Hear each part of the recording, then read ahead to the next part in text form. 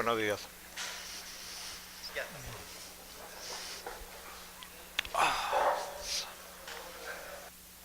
Doctores, tengan ustedes muy buenos días. Disculpe, doctor, el doctor ha tenido un pequeño percance en el camino. Por eso que ha tenido unos minutos un poco tarde. Pero se va a recuperar, doctor, estos minutos. El día de hoy el doctor Fidel Rojas Vargas. Le damos la bienvenida, por favor, al doctor Fidel. Gracias. Se va a desarrollar todo lo concerniente a toda la clasificación de los delitos de corrupción de funcionarios y la jurisprudencia más relevante, vinculante. La última jurisprudencia de todos los delitos de corrupción de funcionarios. Lo dejamos con el doctor. Bueno, muchas gracias. Y la última, porque en materia de corrupción la Corte Suprema no saca jurisprudencia de importancia, de valor, ¿no? Pero alguna que haya sido publicada. Vamos a hablar sobre los delitos de corrupción. Muchas gracias por la invitación, gracias por estar presentes y gracias también por la comprensión ante mi carácter, mi naturaleza absolutamente incumplida para todo tipo de ceremonias, ¿no? Siempre llego tarde, es una cosa que no lo he podido solucionar, estando ya con la torta de la vida consumida una gran cantidad. Me llevaré eso, quizás para otra existencia pueda regenerarme en ese escenario.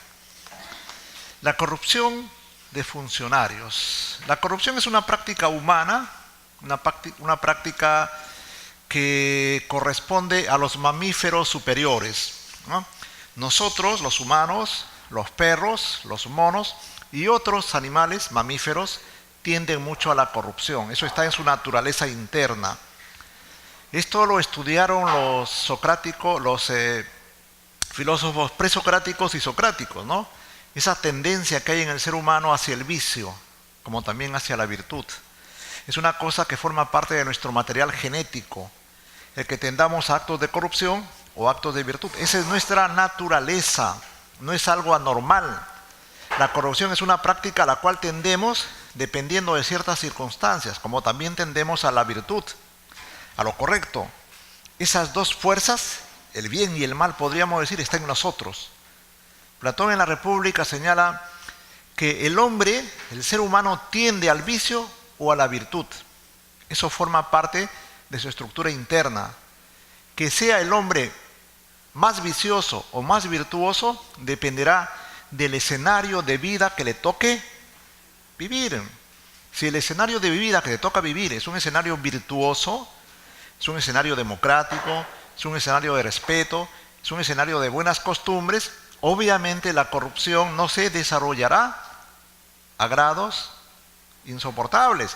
Pero si te toca vivir escenarios políticos, escenarios sociales en los que domina el desorden, la inescrupulosidad, la codicia, los gobernantes son los que dan el ejemplo de actos de corrupción, ¿qué se debe esperar de la ciudadanía en su mayoría? Obviamente eso a través de lo que los sociólogos llaman el contagio tipo espejo, la gente de pueblo, la gente intermedia, van a incurrir en actos de corrupción, van a creer que eso es normal, que esa es la forma como se hace política y se interactúa socialmente. Por lo tanto, dependerá mucho del escenario que nos toque vivir. En el Perú nos ha tocado vivir un escenario sumamente desorganizado, un escenario absolutamente irrespetuoso por las normas, un escenario de gran informalidad, de inescrupulosidad. Por lo tanto, ¿qué esperamos del Perú? ¿Esperamos una sociedad con ciudadanos virtuosos? No es posible, pues.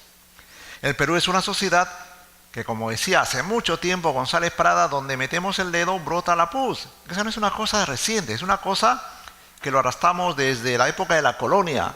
Solo que ahora, obviamente, por la gran cantidad de contrataciones públicas, por la gran cantidad de interacciones entre Estado, empresas, Estado y ciudadanía, se producen una inmensa cantidad de manifestaciones de corrupción.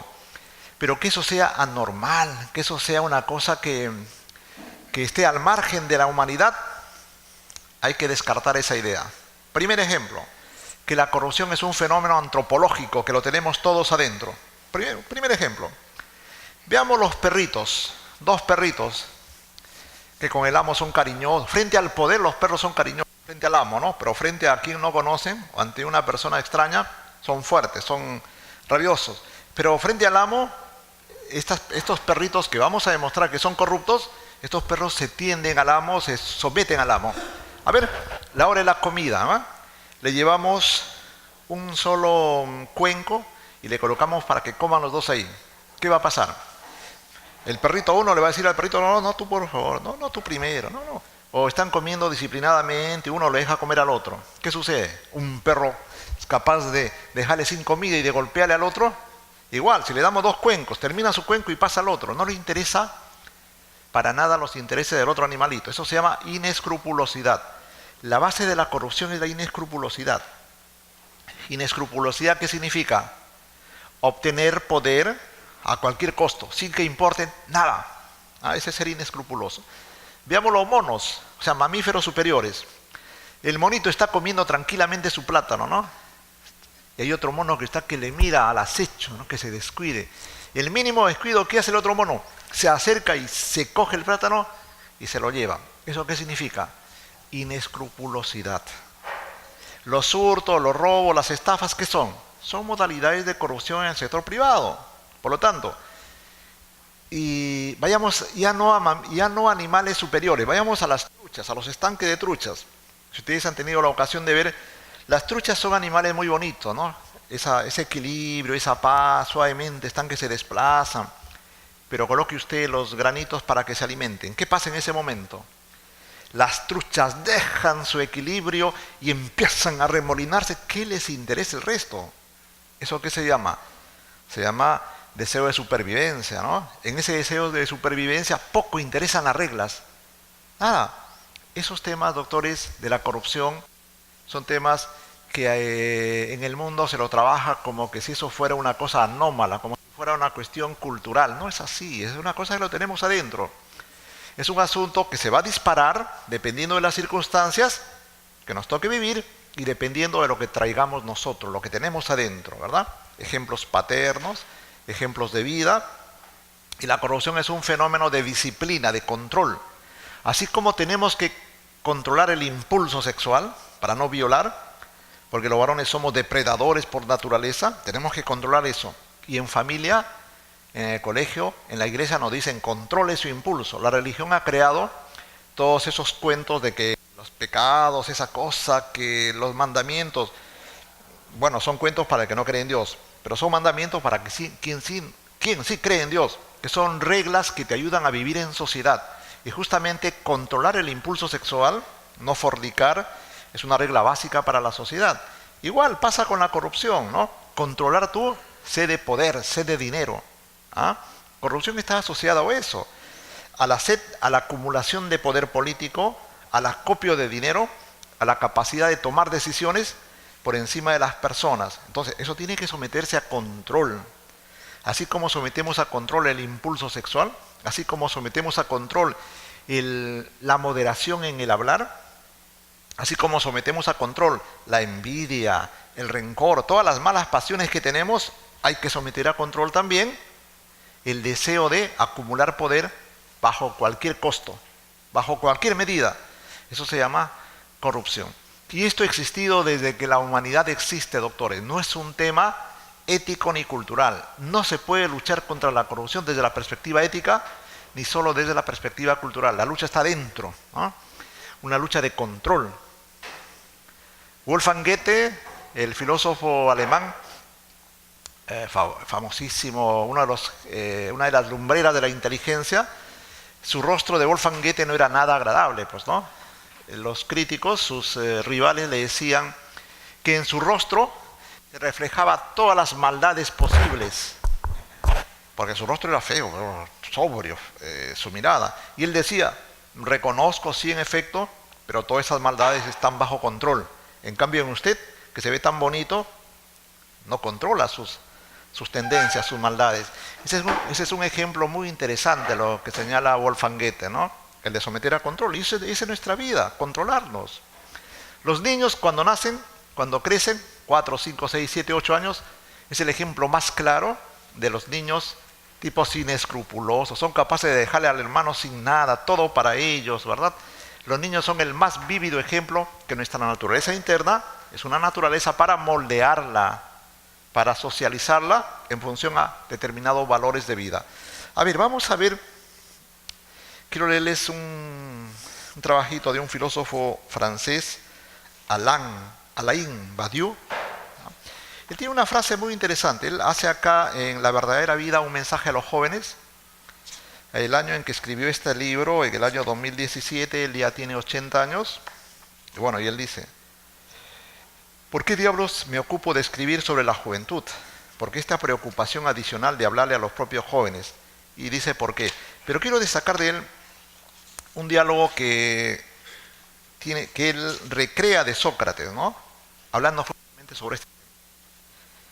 Sócrates dice, la primera parte no es muy importante, dice, Sócrates, si encontramos para aquellos a los que les ha llegado el turno de asegurar una parte del poder, una vida muy superior a la que les propone ese poder, hombres con poder, a quienes se les puede asegurar una vida superior a los goces del poder, dice, entonces tendremos la posibilidad de que exista una verdadera comunidad política.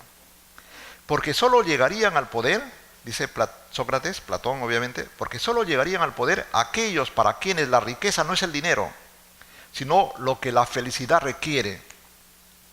Para Platón la felicidad estaba dada por la vida plena de ricos pensamientos. Acá viene lo bueno, dice, si se precipitan a los asuntos públicos, en cambio, gente hambrienta de ventajas personales, gente convencida de que el poder favorece siempre la existencia y la extensión de la propiedad privada, no es posible ninguna comunidad política verdadera. Esa gente se pelea con ferocidad por el poder, y esa guerra en la que se mezclan pasiones privadas y poderío público destruye, junto con los pretendientes a las funciones supremas, al país entero. 2400 años antes de Cristo. Francisco de Quevedo y Villegas, más moderno, 1600, esto lo escribió, son un resumen chiquitito, ¿no?, de sus poemas. Él escribió esto en el año 1620. Francisco de Quevedo y Villegas fue un hombre así como nosotros, un hombre muy experimentador, fue político, fue empresario, fue viajero, fue asesor de reyes, de condes, cuando en Europa no había estados, habían reinados, ¿no? Tenía que huir de España a Italia, de Italia a Austria, porque era perseguido por sus rivales. Y él caricaturizaba mucho a los gobernantes de la época. Se recibía muchas críticas y muchos odios personales, pero era un hombre consecuente con sus ideas. Mire lo que dice. Él tiene un poema que todos lo conocemos, que se llama Poderoso Caballero Don Dinero, ¿no? Un párrafo nomás. Dice, madre, yo al oro me humillo, él es mi amante y mi amado. Pues de puro enamorado, de continuo ando amarillo. Que pues, doblón o sencillo, hace todo cuanto quiero. Poderoso caballero es don Dinero. Mire, retrata su época. Sí, otra.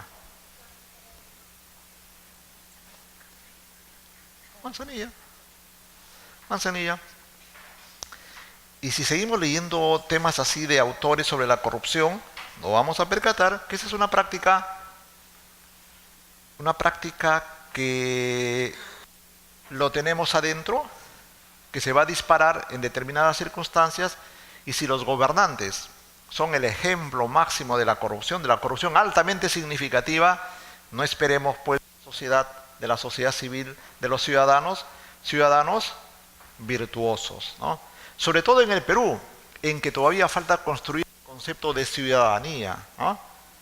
Todos queremos derechos, pero muy pocos somos agentes de deberes. ¿Cuánto de nosotros paga sus impuestos por ejercicio de la carrera? Cada caso que tengamos, señor, su boleta y a pagar al Estado lo que corresponde. Los empresarios peruanos a nivel nacional, ¿cuántos de ellos pagan sus tributos? O cuando se le dice que paguen los tributos, dicen, pero ¿por qué voy a pagar? Es mi trabajo, ¿qué tengo que ver yo con eso? No, pues el hecho de vivir en sociedad hay que contribuir con el engrandecimiento del país para que hayan colegios, escuelas, carreteras. No lo hacemos. No somos ciudadanos, somos solamente seres humanos, ¿verdad? Falta construir ciudadanía en el Perú. ¿Los funcionarios pagan sus impuestos? ¿Y por qué no pagan impuestos ellos? ¿Por qué no pagan los presidentes de Corte Suprema, los fiscales supremos, los jueces? ¿Por qué no pagan impuestos? Tienen que pagar. Claro, ¿no? Tienen que pagar impuestos. ¿Por qué ellos piden que les exoneren de impuestos? ¿Por qué llegan al poder para que el Estado no les obligue a pagar los millones de impuestos que deben? Eso se llama inescrupulosidad. Ahí están las fuentes de la corrupción. Veamos ligeramente, antes de entrar a los delitos de corrupción, el concepto de corrupción, ¿ya? Es una palabra bastante amplia, que está metida la corrupción en todas las facetas de la vida humana. Corrupción puede haber en todos los sectores, en todos los actos del ser humano. Familia, relaciones de pareja, corrupción, ¿no? Actividad privada, mundo religioso, mundo de la actividad pública, corrupción. Interacciones a nivel global, finanzas, bancos. En toda parte vamos a encontrar posibilidades de corrupción. Mucho dependerá, regresamos a la tesis original, del escenario que nos toque vivir, de nuestra experiencia de vida. Nosotros podemos dar fe, me tocó vivir en el periodo 1900 hasta el 2000 tanto. Ese periodo se caracterizó porque en la vida política los gobernantes, porque en la vida laboral los empresarios, porque en la vida contractual los funcionarios y los contratistas, porque en la vida práctica de mi ámbito, fiscalías, jueces, municipalidades, se daban tales características. Retratemos un poco nuestra experiencia de vida, ¿no? Escribamos nuestras memorias antes de morir, obviamente, para que los de más adelante sepan qué periodo nos tocó vivir. Corrupción es una actividad que está presente en toda faceta de la vida humana. Pero ¿qué podemos entender por corrupción? Etimológicamente, corrupción es lo que se malogra, ¿verdad? Aquello que pierde su naturaleza, aquello que tiende a descomponerse.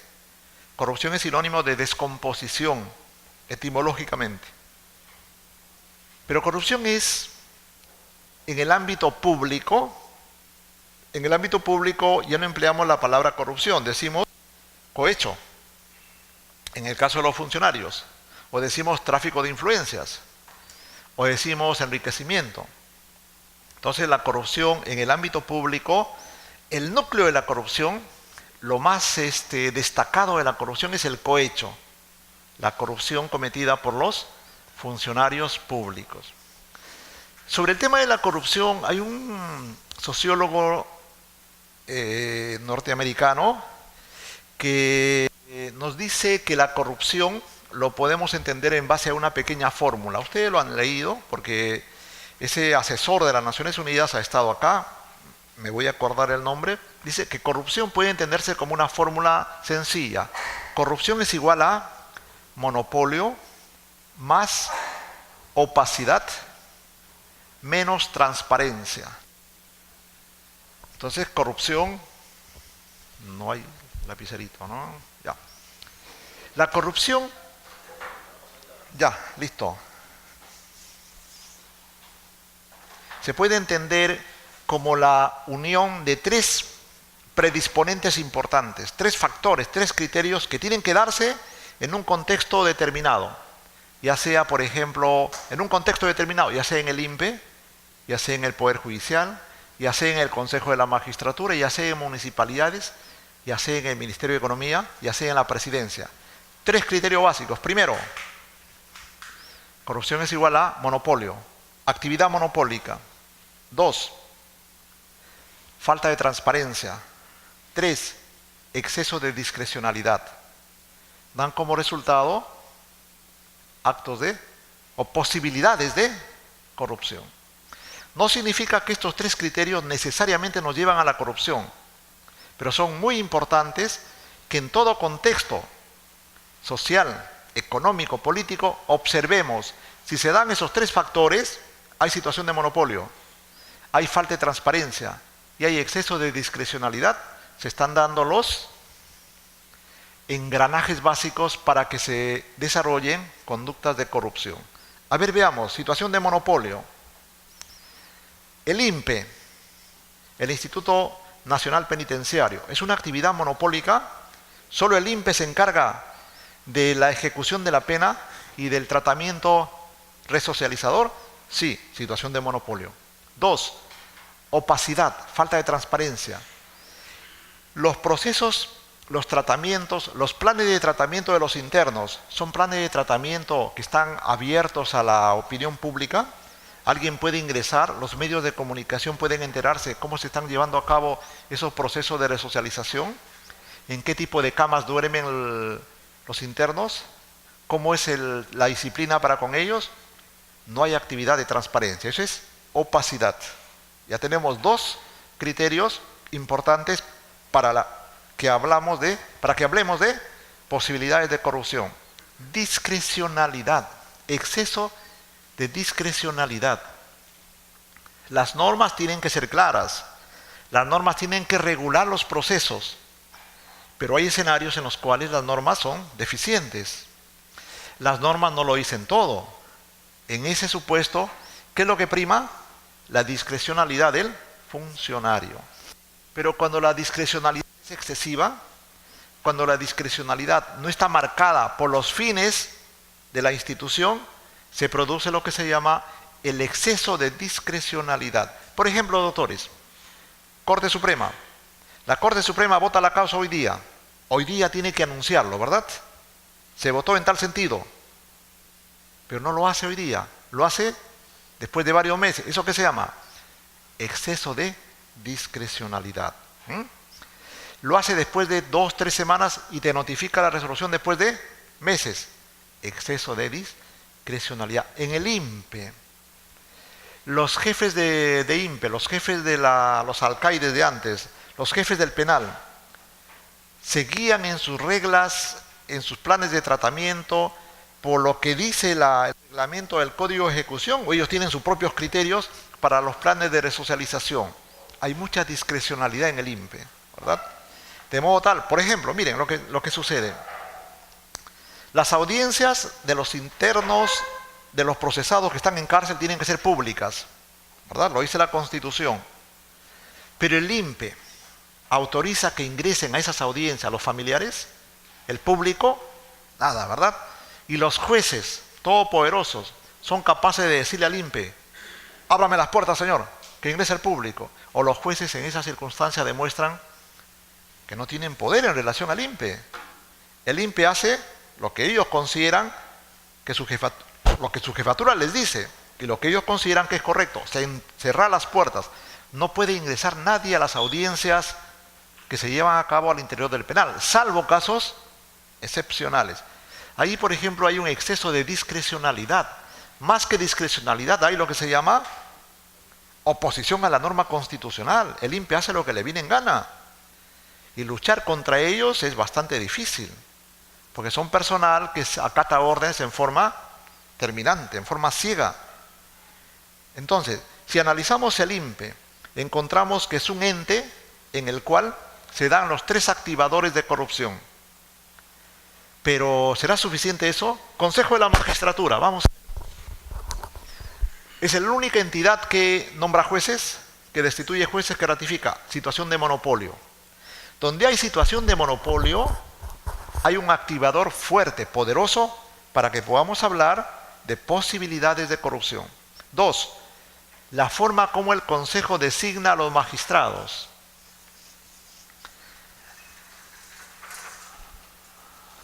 Ya.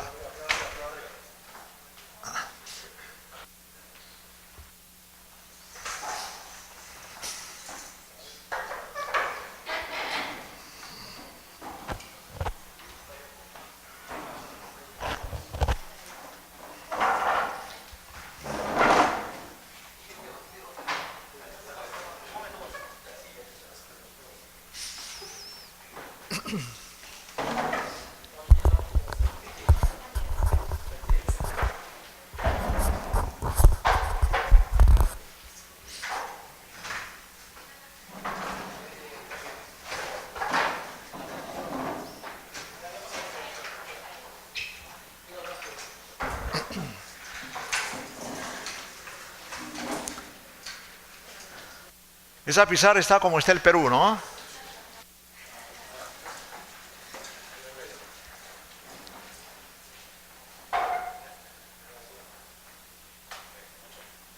Dice que una característica del tipo de hombre que corresponde a una sociedad democrática, respetuosa, del tipo de hombre que corresponde a una sociedad autoritaria, es cómo el profesor deja la pizarra, ¿no?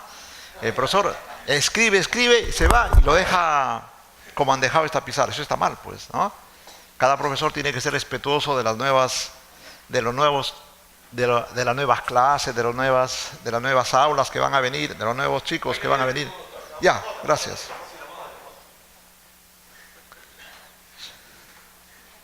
Caramba, estoy disfrutando de 2 manzanillas.